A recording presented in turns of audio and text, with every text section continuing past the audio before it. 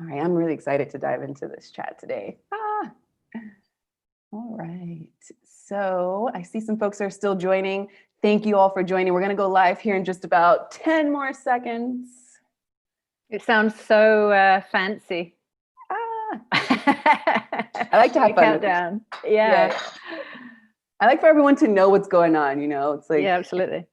Information sharing is key in the best sense. All right, so I can't wait anymore. Let's go ahead and go live. I'm gonna get us live here on Zoom and then I'll do the introduction. So let me get us live here, 1 second. All right, so we are live. Hello, everyone, and welcome to another Chat and Learn here with PowerToFly.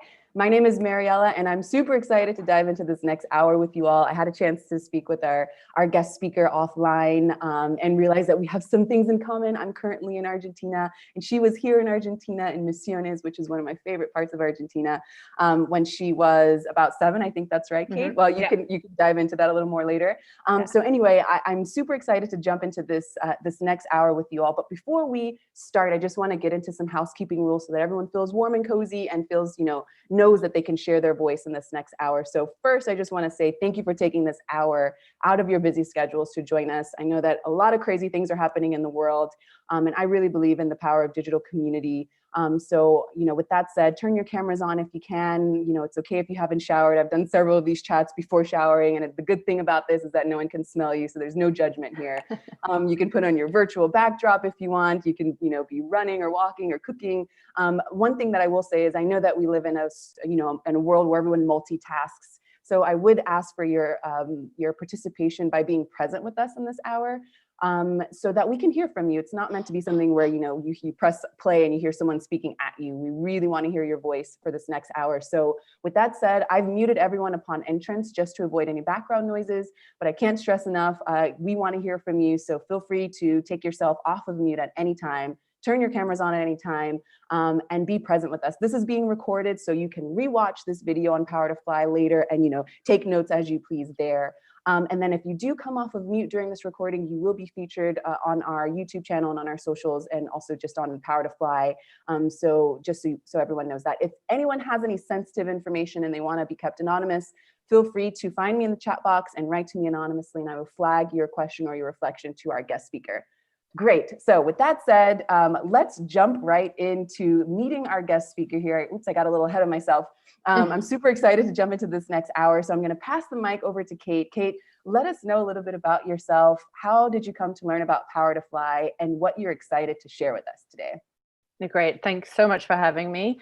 And when I heard about the opportunity to join you here with Hannah, who is helping me, I love to take as many opportunities as I can to share my my journey, because I've learned a lot and I've made a lot of mistakes, and I really believe in us all finding our passion and trying to find guidance around your passion, whether you have it as a hobby, whether it's your job. So that was why I was really excited to come here to see you today and be with you.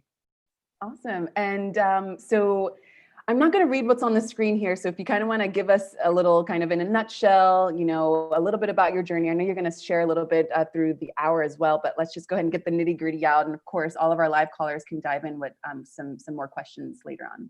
Great. So maybe I will be I want to be as candid and as frank as possible with you all in this digital international cone of silence, but be as honest and frank with you. So what you see on the screen here has been a lot of work from many people trying to build a profile for me to make sure that I'm able to stand up and lead and have a strong voice. So it's really important that I take on leadership roles on boards, that I represent government as much as I can and try to help shape policy in government. That's been part of my journey, and now I'm fortunate to be able to leverage that within government and to share the importance of education.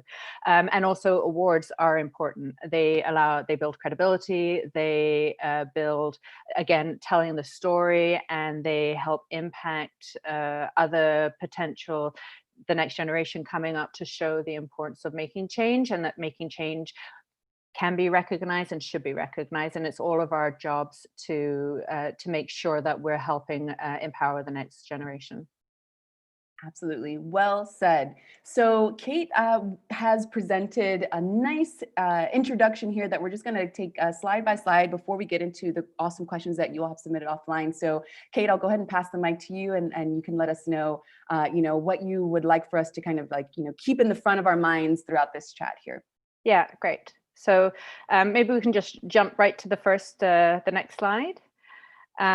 So this what I'm going to talk about with this slide and the next one is a journey that I didn't realize was important until only a few years ago.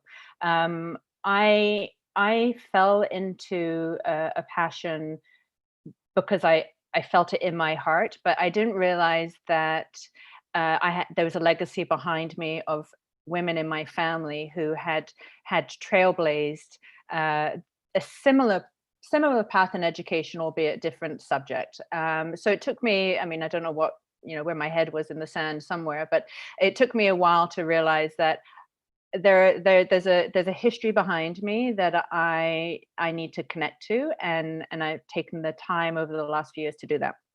So saying that, in the late 1950s, my grandmother, originally from the UK, was from a well-to-do family. She was also a very successful businesswoman in Manchester, England, and took a boat to Peru, where her brother lived. And when she was there, she'd had the opportunity to go into Piura and into the mountains, and witnessed the treatment of children who were unwanted. And at this time period in history, children who were either physically or mentally disabled were thrown to the pigs or thrown into the Sierra Desert to die. So she made a conscious effort at that time to not return to England and to do whatever she could to rescue these kids. And she knew that education was at the forefront, and in this case, having a home. So she basically spent the rest of her life, and she died in Peru in the mid 2000s in Piura, at the school and at the home, doing what she loved to do. So I'm on the board of the school in Piura. We have a trust in London, England, and the role of the trust is to just finance all of the great work that the team in Piura are still doing to this day on making sure that these children have physical and educational support to become successful. And there have been some amazing success stories of these children who were just left to nowhere, who become famous artists, well-rounded lawyers. So it goes back a while. So to the next slide. So Anita's daughter and only daughter is my mum. And my mum is she studied as a nurse and married very young at 18 to my dad, who is they're still happily married, but she became the wife of an engineer. So my father traveled internationally and lived internationally, and my mum brought us all along. We're a family of 4 girls. So my 2 older sisters would stay in boarding school most of the time. And then my younger sister and I, who you see here, my eyes closed, I'm looking very entertained with my eyes meditative. Yeah. In this photo, this is a school that my mum started. So every country that we went to and we moved at, my mum wasn't able to work because of the role that my father had. So she started a school, and she could have kept us into international schools. She could have kept us, within the homeschooling and whatnot. But instead, she decided to make sure that the community that my sister and I were living in and being raised in at the time, the children in that community also had access to education. So she bought all of the books and the knowledge from England, the school that we went to in Chelmsford in Essex in England. She brought all of that with her all around the world, from this is Lagos, Nigeria, to Misiones, Argentina, to Riyadh, Saudi Arabia, and not only taught me and my sisters, but the community around. Wow. Fascinating. Thank you so much for sharing this family legacy and also highlighting the importance of respecting that you are a part of that legacy and that journey, as far as, you know, keeping, being aware of that. I love that you are sharing that with us today. I feel like a lot of us are very short-sighted, especially nowadays, where we can kind of be attracted to things and, you know, it comes and it goes in the snap of a finger. So thank you for reminding us of that, Kate. Yeah, good. Great. So this fell on me. It wasn't something that I was looking for. I had an IT company. My background's in communications. I traveled quite extensively as well through my work, but I never really felt connected and with purpose. I always felt like I was serving somebody else's dream, somebody else's needs, and I was never and have never been motivated by money. So I really found the day-to-day slog of the working 9 to 5 was not my thing.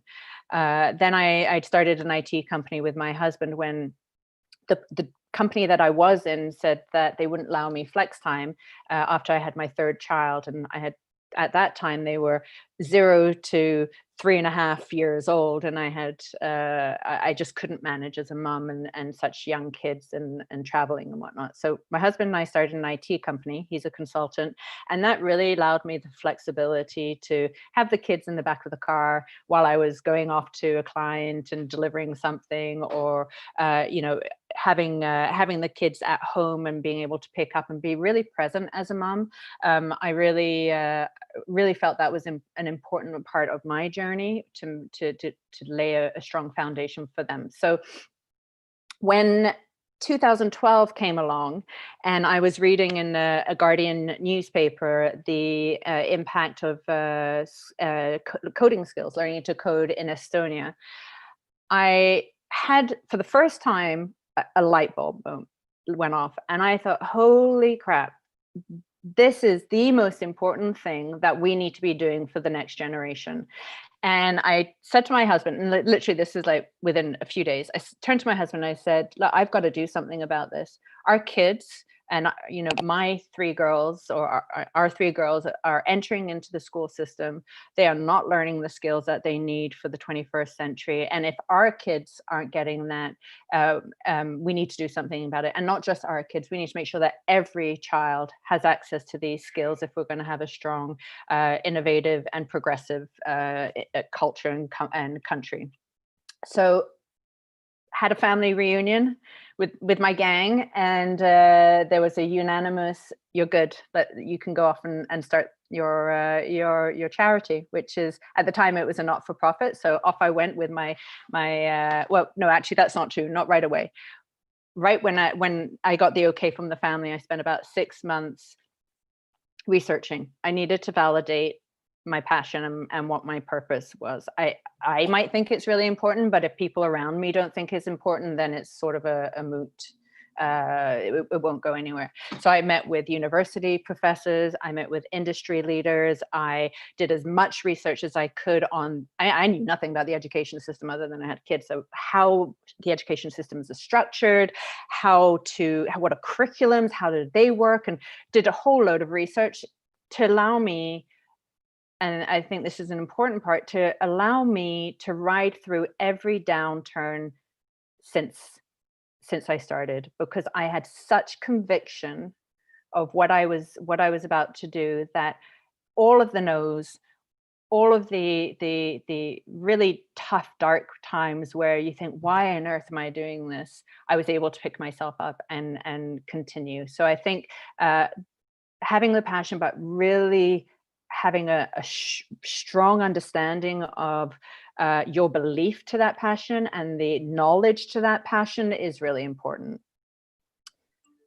I love that. I just want to comment on reflecting on or revamping your belief system, right? According to what you feel is pushing you towards your goals or your dreams, and manifesting that. I feel that these days, I've been seeing a mindset coach during this COVID situation. And I feel like I would be lost without just having that. And one of the first things that she had me do, which I find very interesting, and I love that you're bringing this up now because it's sort of validating that, is she had me review my belief systems, and that gets you connected more with your passion. And I love that you're sharing that today with us. So thank you for that. Yeah, great. And that's it's interesting you bring that up, because values are, we have personal values, but we also have company values.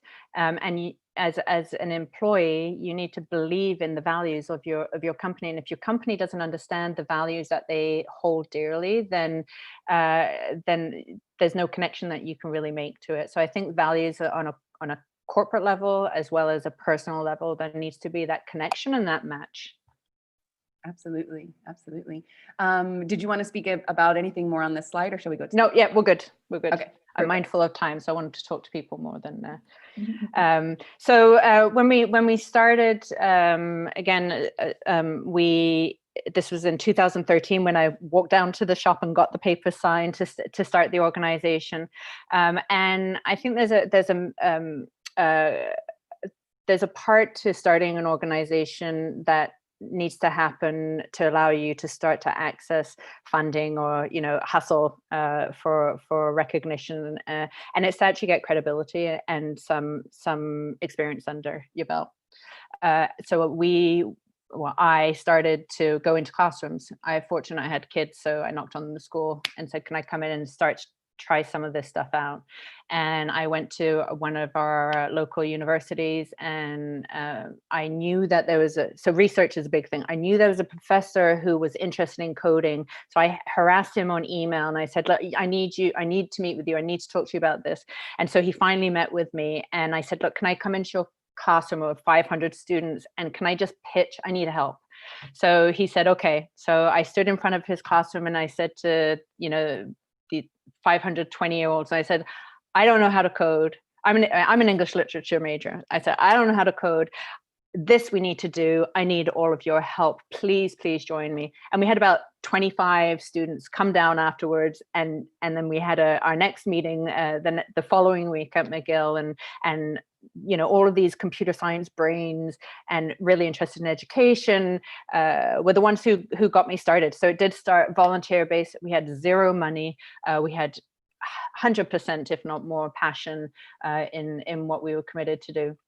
But once I got some legs under, some experience under us, I was able to start to reach out to potential funding opportunities. So to reach out to industry, and it was tough. It's not easy, but I needed that experience to show that we can do it, because most people would say, you can't get into the school systems, it's impossible, it's so hard, it's so bureaucratic. Just don't take no, and don't take other people's negative energy to guide where you want to go and what you want to do. So this is our mission. Missions are really important. They guide us through everything that we do, and especially when COVID hit, we looked straight to our mission to make sure we're following our true to who we are as an organization. So summary on, and we can talk about the more of the funding stuff. I put those in the corner, but in the last 7 years, we've trained, I think we're almost about 350,000 kids across the country. In Canada, we have a very large country, 10 provinces, 3 territories, so 350,000 kids. We made a priority to focus on public schools. We wanted to make sure that it was accessible to all children, not those who had parents who had the financial means, or perhaps parents who were educated to understand. And we also we didn't want to divide boys and girls, because I believe that girls are empowered when they show everyone their superpowers, and that they can code in an environment which is, a mixed, mixed. We don't segregate women and men in the work environment, so I don't think we should in the schooling. As a personal opinion, there are lots of opinions out there on that, but I do think girls need to show boys that they can code. I do think that boys need to see that girls can do this, and it's not just them who are able to do this. And you know what? A lot of the time, the girls are just better at it. So we wanted to make sure that that everyone was included, and then those who empower education, which are the teachers. So that's our real focus. And then the biggest challenge is, how do you pay for all of this? But we can talk about that afterwards. There's lots of moving parts. Beautiful. So staying true to our mission, and I wanted to bring this up because this is the next 10 years of Kids Code Jeunesse, is a focus on Kids 2030 and on the United Nations Sustainable Development Goals, and on artificial intelligence and ethical implications of AI. So I'll go back to when I started KCJ, and I realized that kids weren't getting the skills that they needed for their future, really to create and communicate in the world around them. And in 2-3 years ago, we had that other light bulb moment of kids are consuming artificial intelligence technology without any knowledge of the ethical implications of how it works, or how their data is being manipulated, where's that data going. And because we had already had such a reach across the country, we wanted now to empower kids to use technology for good. So this is our Kids 2030 strategy. We're really excited about getting kids' voices heard, giving them the platform to be heard, and seeing how, the awesome solutions that they're going to come up with, because we can't do it as adults, and they need the tools to help save us, basically. Absolutely. And I love that you are highlighting ethics and, from what I understand, emotional intelligence as well, right? Connecting that. And I find it to be something that should be at the top of our radar as we work in business and technology, and as we are consuming it, to be aware of that. And so, yes, I feel I'm so happy to hear from you and to hear that this is, a part of your mission. And so, yes, please continue. I just wanted to chime in. Great. Well, that's the next 10 years. Our focus is all on the Kids 2030 strategy, and again, we having had the opportunity to build the organization up to be able to deliver this project has been a real treat. Building an organization is from zero is an amazing experience, but there are lots of again moving parts to it, and sometimes you go 2 steps forward, 1 step back, and but we can talk about that. I don't want to go into too much detail. Okay. And so this is the wrap up. Everything we do is a focus on the next generation. Whether you're 5 or 15, we've seen it time and time again, that these kids are vocal, they're educated, and they really have something to tell us all, and they're the ones who are going to save our world and our planet and figure out how to sort this out. So I think my call to action to you all would be, support the next generation and give them all of the oomph that they need to make the world a better place. And also, we should apologize. Yes. Oh, absolutely. Yeah. Sorry for the mess. Yeah. Agree. Completely. And maybe that will empower them a little more and take a load off of our shoulders as well, right? I find it, I'm not sure what you call this generation, the 5-year-olds and 15-year-olds. The Generation Z is, and I'm already sounding so out of date these days, but, oh my gosh. But when I hear Generation Z folks speak, and if we have anyone on the line, I would love to hear your voice today. I'm just like, yes. I heard this girl speak about how she was making a decision to not go to school because she didn't want to be fed the A side of history from, one perspective, and then have these standardized tests. She was like, I'm basically doing my own research and starting to develop her own, and she was supported by her parents. And I thought that was very progressive. And I just love how Generation Z and under are like really ready to take charge here. Absolutely. And we need to open the way for them. Yeah. All right. So connect with you all. Yes, I'm definitely connecting with you after this chat, but go ahead and I want you to also close by reminding us how to connect, but go ahead and let us know now. Yeah. So for the connecting with us, we're everywhere, or we try to be everywhere that's relevant, especially for the kids. But social media for the 13 and under is not where we find them. So we find them in schools and in communities, but for online, we're on Twitter, Facebook, Instagram, and obviously online. And if you are doing anything for kids to help them make a world a better place, please use the hashtag Kids2030. It's not just ours, it's everyone's. Yes, love it. Oh my gosh. Okay, so let's dive into these questions here that everyone has submitted offline. So we're going to just kind of go through, we're going to take our time to go through the next half hour here that we have, a little over a half hour. You all have submitted some great questions offline. We are going to take these questions one by one. And I just also want to shout out that we are calling from, different places in the world, which is what I love about these Chat and Learns, is that we can see what's happening where you are, how do you find solutions to different challenges? How can we kind of connect the dots and really build this net to support each other? And Kate, I know that you've probably heard of Yuval Noah Harari. And one of the things that he speaks about with his, 21 questions for the 21st century and Homo sapiens, and he speaks about education, and people ask him, how do we teach our kids? And what do we teach ourselves? And I love that we have to look towards that. And so a lot of these questions are based on where you are in your personal journey, because you all have submitted them offline. But I would also just challenge everyone to think of this on a global level. How can we pass the word and strengthen each other and support each other in this journey? So we're calling from all over. I'm calling from Argentina. Kate and Hannah are calling from Montreal. I'm just going to shout out here what you all have written in the chat box. So we've got Austin in the house, Quebec, Alabama, Argentina, Rio de Janeiro. And if you are just joining us, or if you joined a little after everyone wrote in the chat box, let us know where you're calling from so we can see the power of digital community. Pakistan, awesome. Thank you for dropping that in the chat. And so with that said, we would love to hear from you. So as Kate is responding to your questions, feel free to unmute yourselves. Feel free to drop in the chat box so that we can really make this engaging and you all can take some nectar and move with it after this hour is done. So we've got Montreal in the UK, also Bay Area, New York. Thank you all for writing in the chat box. Chicago, great. All right, so let's take this first question here. And again, if this is your question that you see on the screen, feel free to chime in. If this is not your question and you had a dream last night and you want to give some advice or ask for some counseling, I believe we should all be going through therapy, especially these times. Let's really make use of this time. So how do you know if something is your purpose, Kate?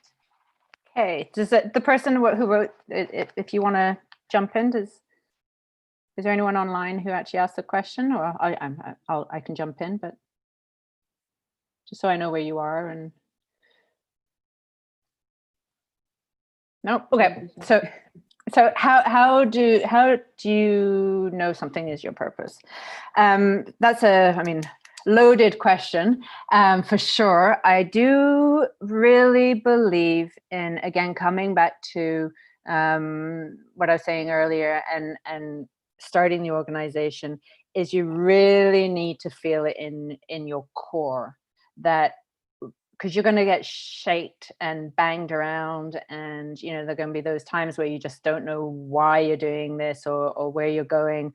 But I do think that you need to believe and you need to really feel it. I have something that I do, and I mentor young women in business, and I do get asked this question a bit, and I would like to go back to, what did you really love to do when you were a kid? What were the real things that made you happy when you had no responsibilities in life? What did you really like to do?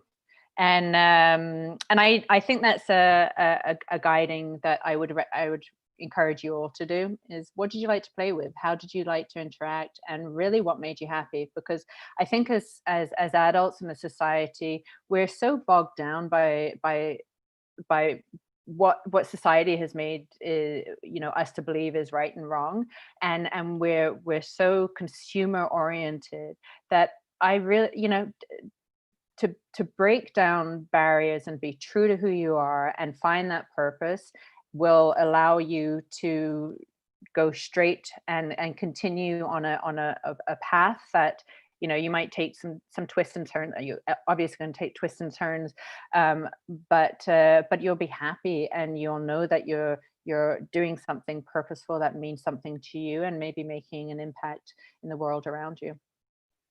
And I love that these days, at least on the chat and learns that we're having, more and more people are speaking about the path being the success and not necessarily the end goal. Oh, absolutely. Yes, I agree. And so I feel like if we could just shift our mindset there, and what would this person who asked the question, and knowing that as Kate is validating that you're going to have some twists and turns. I mean, we can see that. And if you haven't yet, get ready because it's coming. How can you really be clear on what is the path that I'm going to be like, this is certainly where I want to be. And I don't really even see the end, but I'm having, I'm fulfilled as I'm walking this path. And just reforming the way of like success is like making to the point, and then what do I do after that? Thank you for chiming in on that. Let's go to the next question here. And again, if anyone has anything they want to comment on, and you can, comment on anything that Kate has already presented in the first half of this chat. So it doesn't necessarily have to be on this question. I would love to hear from you all. And thank you, Hannah, for dropping in the chat box all the different ways we can continue to connect with you all. Okay, so how do you find the grit and tenacity to keep pursuing your purpose? Okay. Did this come from anyone online? Because I'd love to know where you're from. And if it didn't, if this person isn't online now, or if they can't come off of mute, if anyone else feels called to speak about this, feel free, because I know that we all, are always looking for that grit and tenacity these days. Yeah, absolutely. And I think so to my answer to this would be to coming back to the purpose. You will find grit and tenacity when you believe in what you're doing and why you're doing it. You will, I've never been a trailblazer and, a very vocal person until I found that my purpose, and I have many purposes, but my purpose for my career is very much about how to change education. So the grit, tenacity, it just came from, and I will stand on a soapbox anywhere in this world and speak and advocate for children's education, because I believe in it so dearly, and I've seen the impact of education on people's lives.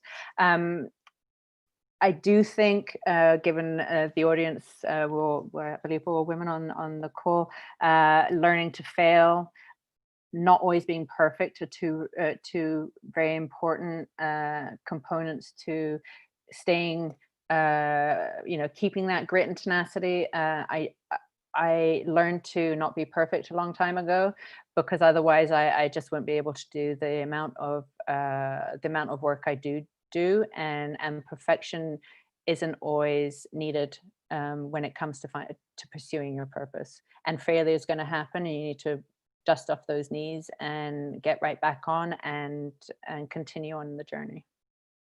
Absolutely. And that's a part of the journey, right? So knowing, and I know you'll probably speak about this a little later, but you often say I and we, and you go back between these pronouns. And so I know that you have been able to find a community or a team that supports your vision, to where if you do fall down, you have someone to kind of encourage you to keep going, because that momentum has been shared. So can you speak a little bit about that for being able to kind of pick yourself back up, and maybe how to do that in solitude but also in community? Yeah, that's a great question. So again, in solitude, it would be because I do believe in this so dearly, and I had done that research earlier on to confirm and validate my mission and the journey that I was on. So I knew I was on a path that wasn't just about me. It was something that many people wanted to see happen. So individually, I always kept that close. When we received our first amount of funding, and something major blew up at the organization. We were tiny. We were, no one was being paid, but we had been given this money to deliver a fairly, substantial for me at the time project, and it completely blew up and fell apart because of the some involvements in it, and I could have just rolled up in a ball and stay in bed for months and shut it all down. But because, and this would be the second part to your question, the community, but because I knew that we had a community around us or around me that was supporting, and I had received funding that meant that somebody had believed enough in me to fund us, that I had to keep going. So, and now we are, we run a budget of almost $5 million a year, and we're 80 people, and it's much bigger than it was 7 years ago. I have people around me who are much smarter than me, and much stronger. And I'll say one of the most important things is when I'm down and when I've got other stuff happening, because I've got 3 kids, I've got aging parents and whatnot. I know I can lean on the team to hold up while I need to go and manage family life. Beautiful. Thank you for that, Kate. So I'm just going to use this time to sound like a broken record and remind everyone that we want to hear from you. So please feel free to write in the chat box or take yourselves off of mute and let us know if you have any questions, any follow-up questions, if you have anything that's on your mind that you'd like to share. And just to get this kind of flowing for you all who are listening, if you could write in the chat box where you are in your journey. Are you thinking about making a move like this? Are you currently feeling stuck? Are you where are you in your journey, so that as Kate is responding to these questions, she can at least keep you in mind if you don't want to come off of mute and maybe dive in deeper there. So I would encourage our live callers to use this time to kind of get some focus and deep diving here. And so just write in the chat box where you are in your journey, and let's get started that way. Until then, I'll move on to this next question. All right, so how did you gain credibility and thus get the attention of industry and government to listen to your cause? And I'd love for you mentioned a little bit about bureaucracy, and that's a thing that I, especially now with COVID, I mean, I feel it. I feel it being, a resident of Argentina, but being born in the States, there's always something about, these invisible lines that keep, our nations cozy, and this bureaucracy that either makes you feel deflated if you're trying to be proactive with making change and making, evolution happen in the workplace or with education. So I'd love for you to touch on that so that folks like me don't get discouraged. Well, this is a great question, and one I love to talk about is industry and government. And I think I was so naive when I started KCJ. I just like, oh, please, everyone has to help, and everyone's, join, please. Industry and government, understanding the structure of government in your country and how they make policy changes and decisions, how they fund, is really important, and a place where you want to start. And even if it's on a small scale, understand how your community makes decisions, and how policies changed on that. Industry is so tied to government, and we don't see it. So industry and government, if you go to any large corporation, they will have government relations. But their job is to lobby government to make the policy changes and decisions and funding and taxes and all that, so that their companies and their industry can move forward. So understanding the dance that industry and government play in your countries is very important. And I had the opportunity early on, started early in my early time, having a mentor who helped me understand this.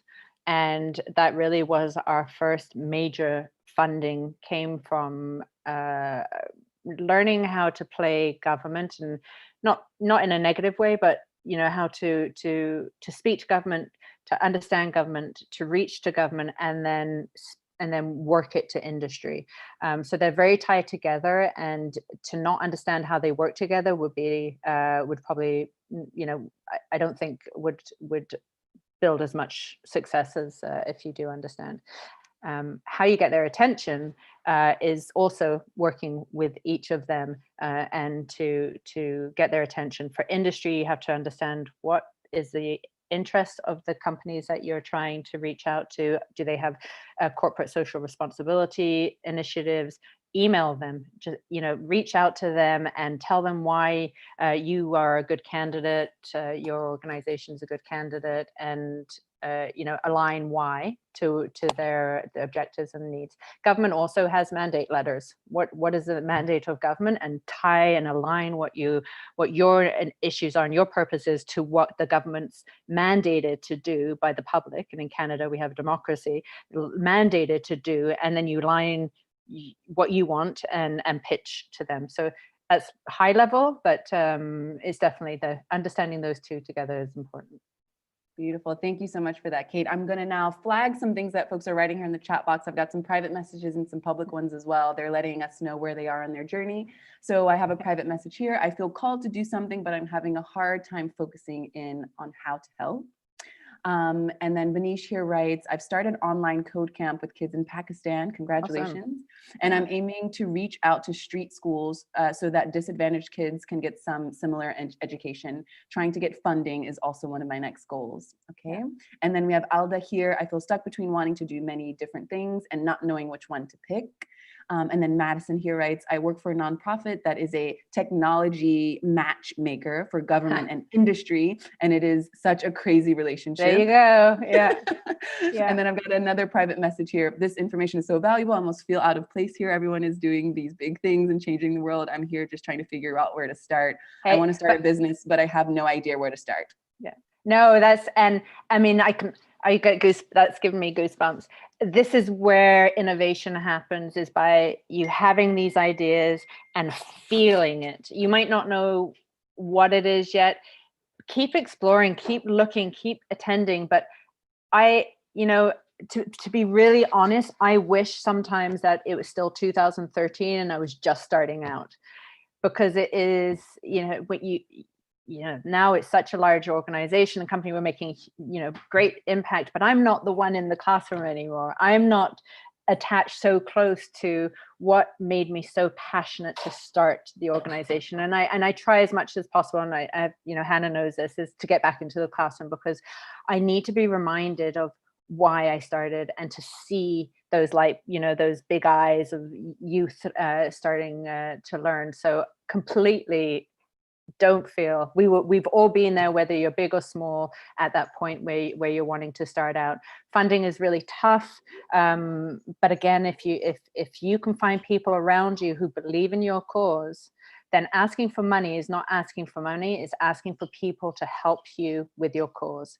So if you have a tough time asking for money, and it can be a very uncomfortable thing to do, make sure that position it so that you're talking about inviting people on a cause that's going to make change and an impact. And people with money want to make a change and make an impact. And many of them are just busy doing their jobs, and they are happy to give, some money to help you out. I do think to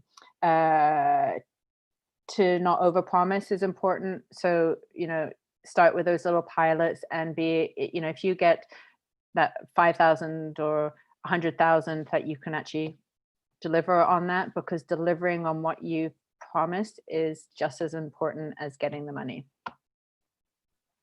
Yes, you can probably say that a million times so that we remember that. and I just kind of see the terrain, you go up that hill, you're still in the journey, you're asking for money, you got it. But guess what? You got to go back down to go back up. And it's, just working that muscle and having that community around you. So thank you all for sharing your comments. I'm also going to read some comments here that we've got in the chat box from Roberta.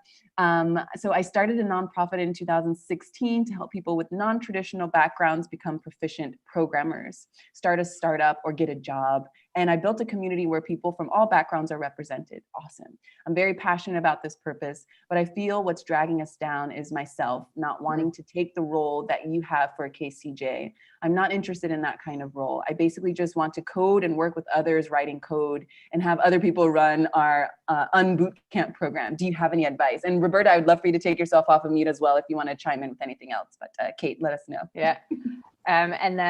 Roberta, this is a great question. And when when you're Okay. starting, when you're starting a not-for-profit, and you'll know this from starting it, is you wear every hat, and there are many hats that you're not going to be good at, and there are one or two that you'll be really good at. I think, to your question, one of the first points is understanding what your strengths and weaknesses are, which is a hard, and you've done that, what your strengths are and what your weaknesses are, what you want to do and what you don't want to do, is really important. I made tons of mistakes in the beginning because I wasn't good at everything, but I knew that I needed to do it all because I had no one else who was going to help me champion that along.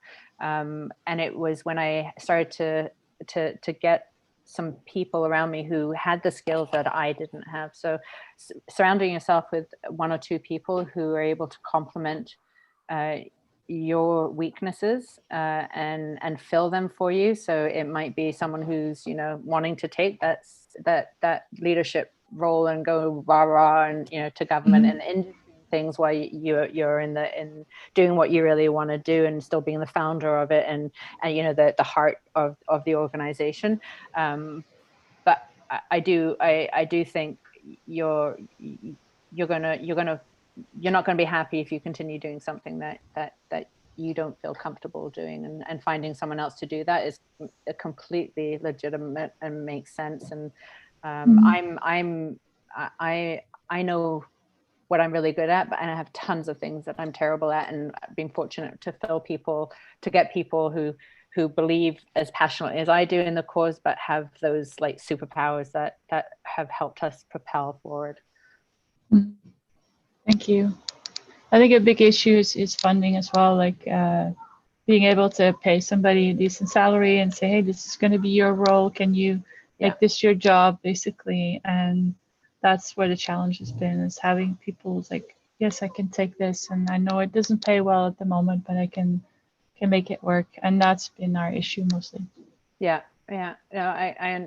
Another, if you don't have the funding, is going through universities. They'll often have programs in Canada anyways, where at the MBA level, where they have to actually take a project for a charity or a not-for-profit and do whatever it is that you need to be done. So I know here in Canada, in Montreal, McGill has a program, a not-for-profit MBA, and we've used them at the early days to help us put structure around where to get money and how to fund certain services. And they go do all the research and do all the testing and do all the testing the market and getting feedback, and then they'll help guide. So if you can't pay for someone, get these MBA whippersnappers to help out. That's a really great tip. Thank you so much. Yeah. Awesome. Thank you, Roberta, for taking yourself off mute there. Great question. I've got some follow-up questions here. We've got about 12 minutes left. So now is your time to shine if you hadn't had a chance yet to come off of mute or write to us in the chat box. So I'm just going to go through a couple of these while we have time. So a follow-up question here from Benish is, even once you get funding, how can you make sure that people will continue to get paid once the funding is out? Basically, how to sustain yourself on the funding front. So that's a great question. When you get funding, the first thing that you do is try to get more funding. Is not to sit and wait for that funding to run out. Is to, when you get funding, it means that something's moving forward, and the first thing you do is hustle. Try to get more funding to support it, because you've been validated. Whoever it is who gave you the money has validated your cause and who you are, what you're doing. It's a perfect option. It's like going trying to find applying for a job when you already have a job. And thinking of it from a PR perspective too, like publicity, Absolutely. It'll put more fire in the basket for you to say, look, we've got this, not to say that it's a win-win, but it's something to give you steam. At least that's what I'm hearing from you, and what I see has worked in the world of PR. If you have a little nugget to share, it's better than not bringing that up. Absolutely. Yeah. Hey, I asked that question actually, and I just wanted to thank you for the answer. And Kat, I just want to mention that you're a great inspiration. And I took a lot of material from KCJ to start my program in Pakistan. Oh, so wonderful. thanks for all the work. Yeah, thanks a lot. Oh, you're more than welcome. And I'd love to connect on offline, and we're happy to help and share as much as we can. Great. I'd love that. Maybe I'll reach you out on LinkedIn. Will that be okay? Yeah, absolutely. Okay, awesome. Thanks a lot. Yep, thanks. Awesome. Great. I love that. Okay, so I've got a private message here. I'm a woman of color pivoting from a 20-year career in finance to diversity and inclusion, which is a big topic right now. I want to help organizations make meaningful, inclusive changes and begin to do the long work of identifying and eliminating institutional bias, like racism, sexism, ableism, etc. I'm having trouble moving into this field because all of my work experience is in finance. I did complete a certificate program in diversity and inclusion from a prestigious university, but that alone is not enough. What else should I be doing? Any advice for me? Great question again. My gosh, I could spend all day doing this. This is a lot of fun. Well, don't speak too soon. Maybe we'll have you back, Kate. Yeah, but it's always so interesting to hear. We're all in the same boat, all trying to figure things out, and to support each other. So, I started KCJ with zero experience in education, zero experience in anything other than communications. I didn't have experience. I wasn't an expert in what I was about to do. I didn't know how to code, and wasn't a teacher, didn't know anything. What I did do is surround myself again with people who knew how to do all the things I couldn't do. And from what you're saying here, with 20 years of experience in finance, are there opportunities with the contacts you have from the financial world who would be interested in learning from you? And you might want to just offer, the company that if you've just left, if they'd be interested in you to offer some training to some of the staff, and again, getting some of that experience, some of the gather impact, gather quotes, gather feedback from the people that you're helping to support. Do it for free because you're at that research early lab stage of development, and these little building blocks will help get to the next, hopefully anyways, get to the next stage. But the type of the service environment, which sounds like and hats off, the DEI spaces needs so much support, and leadership. People in leadership really need guidance and know what to do and how to do it, and so do their teams. So I think it's definitely a subject and a topic that needs to be addressed. And I'm sure if you went out there and did the validation, it would be 100% absolutely go do it. It's super. But offer some free things to the people that and then you can say, I've done it. I did it this way, and this is what the feedback was. And then you're again gathering some of those building blocks you need. Absolutely. Thank you so much for that, Kate. And if that person who wrote me privately wants to hop off of mute, feel free to do so now. And I'm just going to piggyback on what you were saying. This is such new territory, DEI, right? I mean, we have generational healing to do first with all of the racism and sexism and all of the isms. Yeah. And so I'm an artist at heart.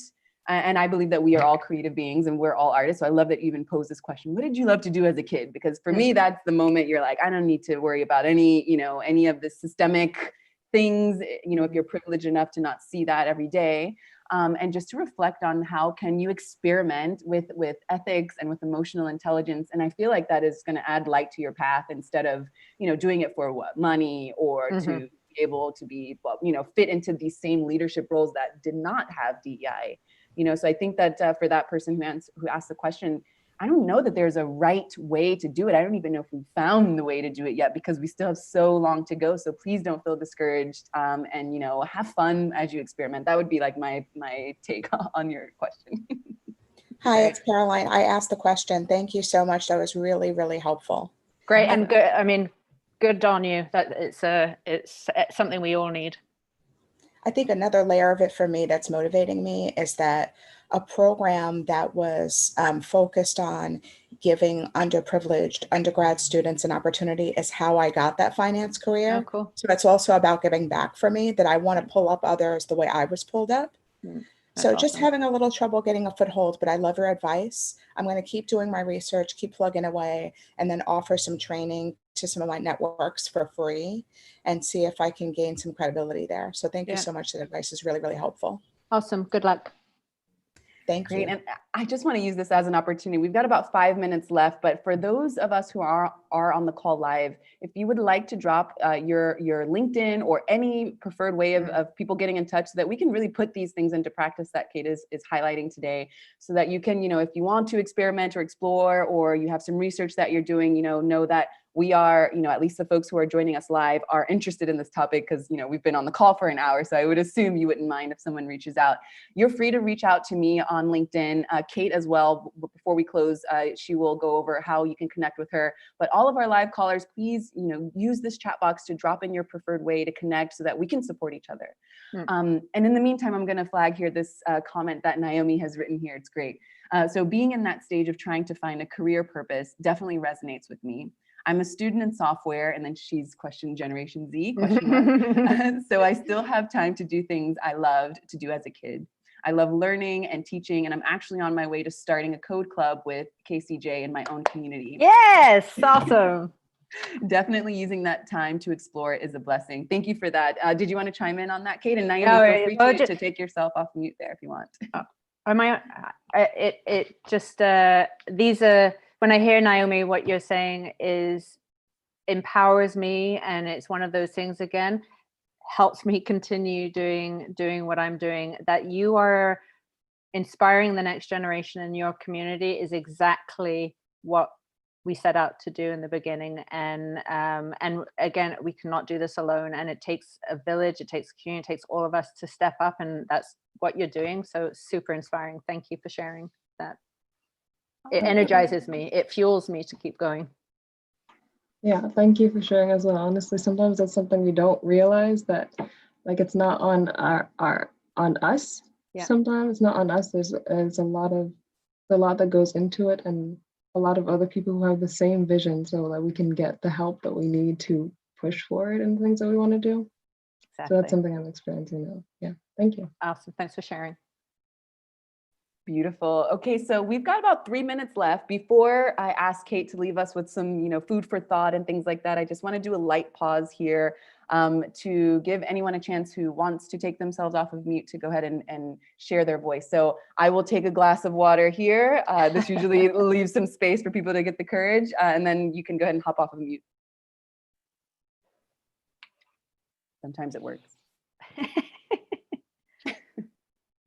Okay, well, if not, Kate, do you have any food for thought, anything that we can keep with us until we reach out to you in the future? What can help us feel encouraged and supported during these crazy times, and just in general as we are trying to make moves in the world? Let us know how we can connect with you. And then again, I just want to say thank you to everyone for joining us live here. And I will just I'll do the official goodbye after Kate wraps up with this great food for thought. Yeah, okay, well, I'm not sure about that.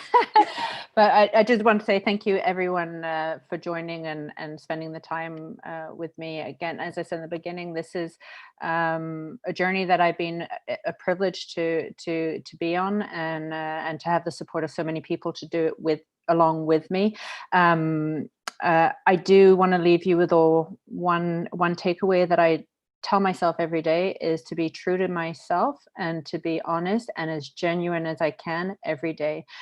Whether I'm, speaking to my neighbor, or to, a celebrity, or, a very influential person, a minister, or, the guy, my postman